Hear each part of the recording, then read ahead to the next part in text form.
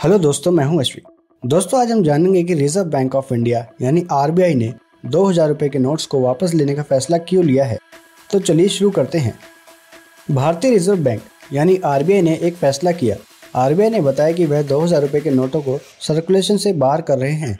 हालांकि ये legal tender बने रहेंगे। लोग 23 मई से 30 सितंबर के बीच इन नोटों को बैंक में जमा करा सकते हैं या बदलवा सकते हैं। अब सवाल ये है कि आरबीआई ने स्प्रिंग करेंसी पर रोक क्यों लगाई है, क्यों इन 2000 के नोटों को सर्कुलेशन से बाहर करने का फैसला लिया। आइए जानते हैं। काले धन पर रोक। आरबीआई के ex deputy governor R Gandhi का कहना है कि 2000 का नोट बंद करने से काले धन पर रोक लगाने में बड़ी मदद मिलेगी। आर गांधी ने कहा कि इन 2000 के नोटों को लोग जमा कर रहे थे। 2000 रुपए का नोट जब सर्कुलेशन से बाहर हो जाएगा तो ब्लैक मनी के रूप में लोग इसका इस्तेमाल नहीं कर पाएंगे। इससे काले धन पर काफी हद तक लगाम लगेगी। साल 2016 में नोटबंदी के समय आर गांधी आरबीआई में मुद्रा विभाग के प्रमुख भी थे। Online payment. जो लोग पहले बड़ी पेमेंट 2000 के नोटों में करते थे, वे अब ऑनलाइन पेमेंट का रास्ता अपना सकते हैं। 2000 के नोट सर्कुलेशन से बाहर होने पर ऑनलाइन पेमेंट में इजाफा देखने को मिलेगा। साल 2016 में नोटबंदी के बाद भी ऑनलाइन पेमेंट में भारी उछाल आया था। बाहर आएंगे 3 लाख करोड़।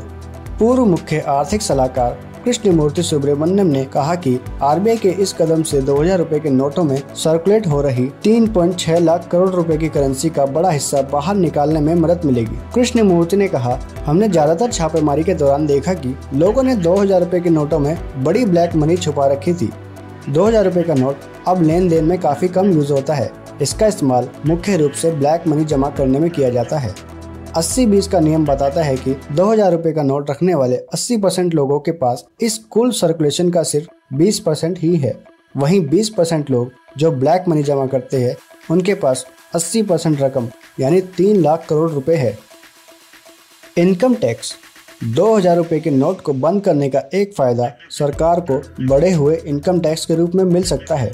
लोग इस समय टैक्स देनदारी से बचने के लिए कैश में भुगतान करते हैं। 2000 रुपए के नोटों से बड़े पेमेंट कैश में करने में आसानी हो रही थी, लेकिन 200, 100 और 500 के नोटों में बड़ा पेमेंट करना मुश्किल भरा हो सकता है। ऐसे में ये लोग ऑनलाइन पेमेंट का रास्ता अपनाएंगे।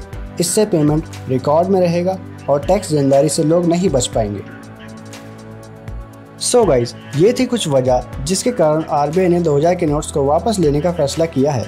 ऐसी ही और इन्फॉर्मेशंस और फैक्ट्स जानने के लिए इस वीडियो को लाइक करें और चैनल को सब्सक्राइब करें। Thank you so much.